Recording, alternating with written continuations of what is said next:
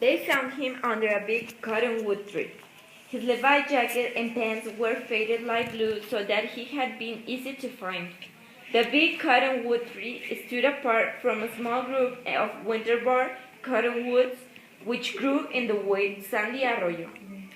He had been dead for a day or more, and the sheep had wandered and scared up and down the arroyo. Leon and his brother-in-law Ken gathered the sheep and left them in the pen at the sheep camp before they returned to the cottonwood tree. Leon waited under the tree while Ken drove the truck through the deep sand to the edge of the arroyo. He squinted up at the sun and unzipped his jacket. It sure was hot for this time of the year. But high and northwest the Blue Mountains were still deep in snow.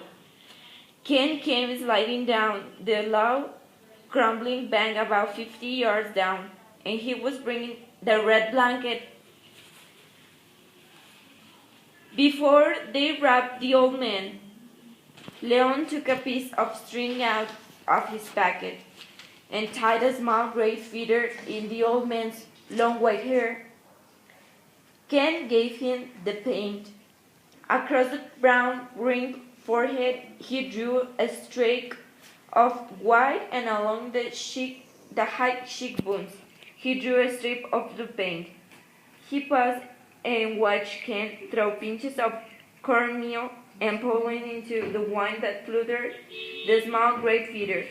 Then Leon painted with yellow under the old man's broad nose, and finally, when he had painted green across the chin, he smiled.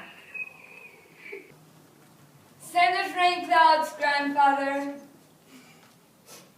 They laid the bundle in the back of the pickup and covered it with a heavy tarp before they started back to the pueblo.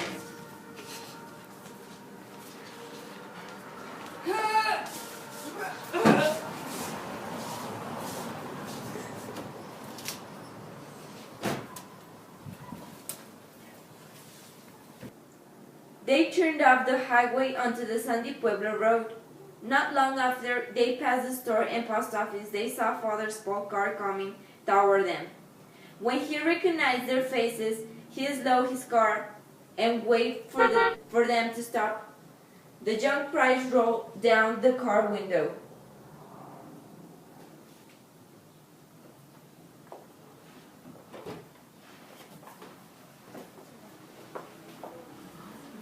Did you find out Teofilo? Good morning, Father. We were just out to the sheep camp. Everything is okay now.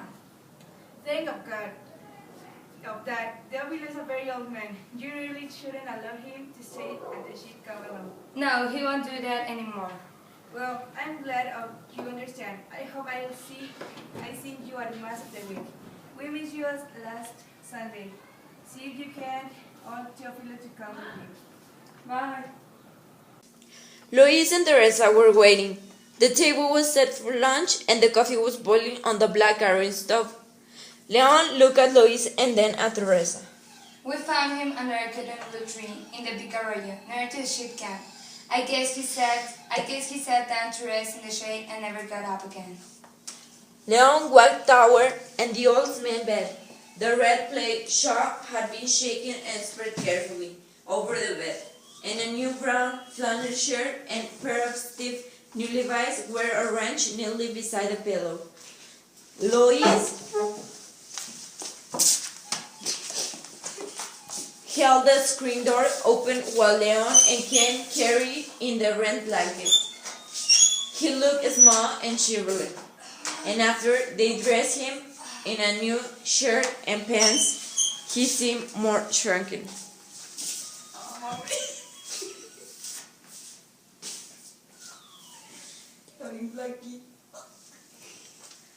It was noontime now because the church bells rang, the Angelus. They ate the beans with hot bread, and nobody said anything until after Teresa poured the coffee.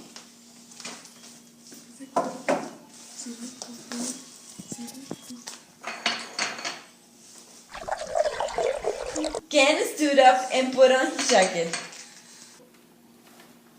I will see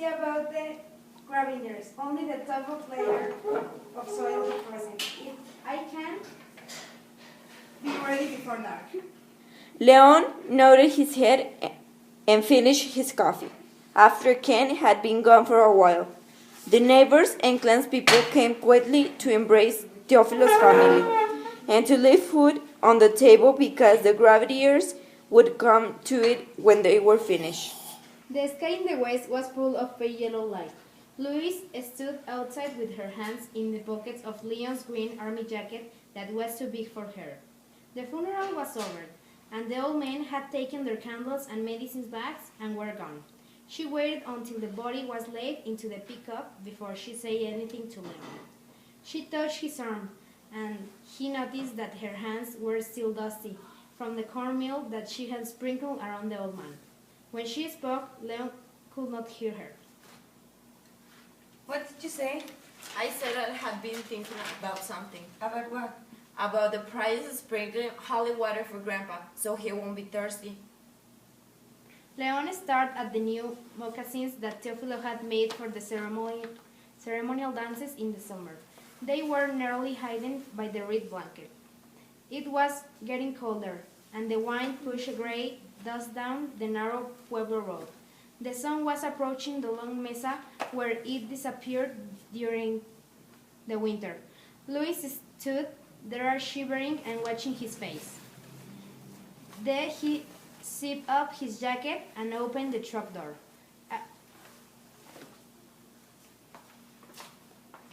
I'll see if he's there. Ken stopped at the pickup at the church, and Leon got out, and then Ken drove down the hill to the graveyard where people were waiting.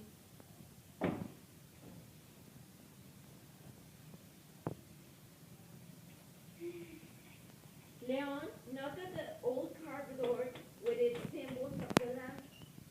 While he waited, he looked up at the twin bells from the King of Spain with last sunlight pouring around them in their tower. The priest opened the door and smiled when he saw who it was. Come in. What brings you here this evening?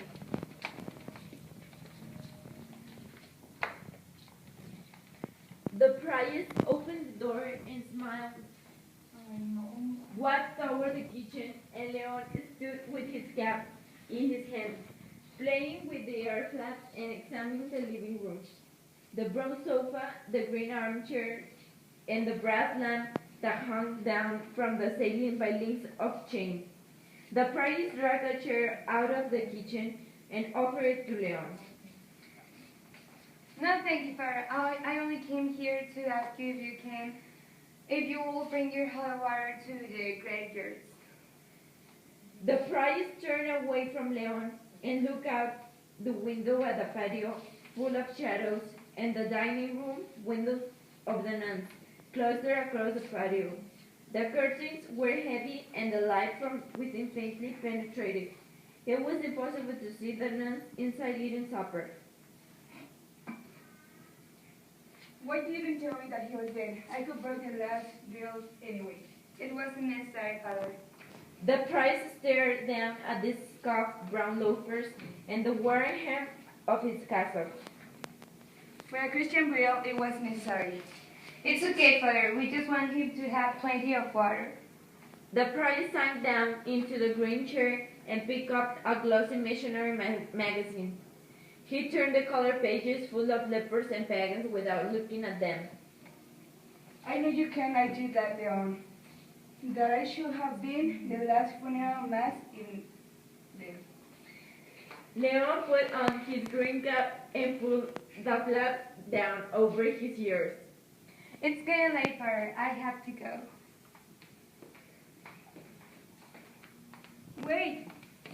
He left the room and came back wearing a long brown overcoat. He followed Leon out the door and across the dim churchyard to the doorsteps in front of the church. They both stopped to see through the low adobe entrance, and when they started down the hill to the graveyard, only half of the sun was visible above the mesa. The priest approached the grave slowly, wondering how they had managed to dig into the frozen ground, And then he remembered that this was New Mexico, and saw a pail of cold loose sand beside the hole. The people stood close to each other with little clouds of steam puffing from their faces. The priest looked at them and saw the pile of jackets, gloves, and scarves in the yellow, dry tumbleweeds that grew in the graveyard. He looked at the red blanket, not sure that was small Teofilo, wondering if it wasn't some perverse Indian trick. Something they did in March to ensure a good harvest. Wondering if maybe old Teofilo was actually at the ship camp curling the ship for the night. But there he was, facing into a cold dry wine and squinting at the last sunlight, ready to bury a red wool blanket while the faces of his parishioners were in the shadow with the last warmth of the sun on their backs. His fingers were stiff, and it took him a long time to whisk the lid of holy water. Drops of water fell on the red blanket and soaked into their icy spots. He sprinkled the grave, and the water disappeared almost before it touched the dim, cold sand. It reminded him of something. He tried to remember what it was, because he thought if he could remember, he might understand this. He sprinkled more water. He shook at the container until it was empty, and the water fell through the light from the sun down like August rain that but the sun was still shining, almost evaporating before it touched the wilting flowers. The wine pulled the priest's brown Franciscan robe and then swept away the apparent milk and powder that had been sprinkling on the blanket. They lowered the bundle into the ground, and they leaning closer down till the stiff pieces of the new rope that were tied around the end of the blanket. The sun was warm. The highway that is bound lane was full of headlights. The priest walked away slowly.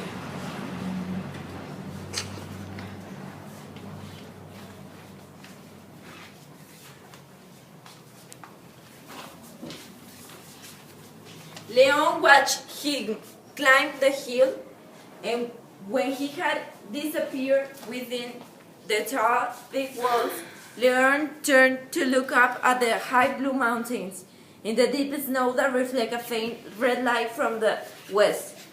He felt good because it was finished, and he was happy about the sprinkling of holy water. Now the old man could send them big thunderclouds for sure.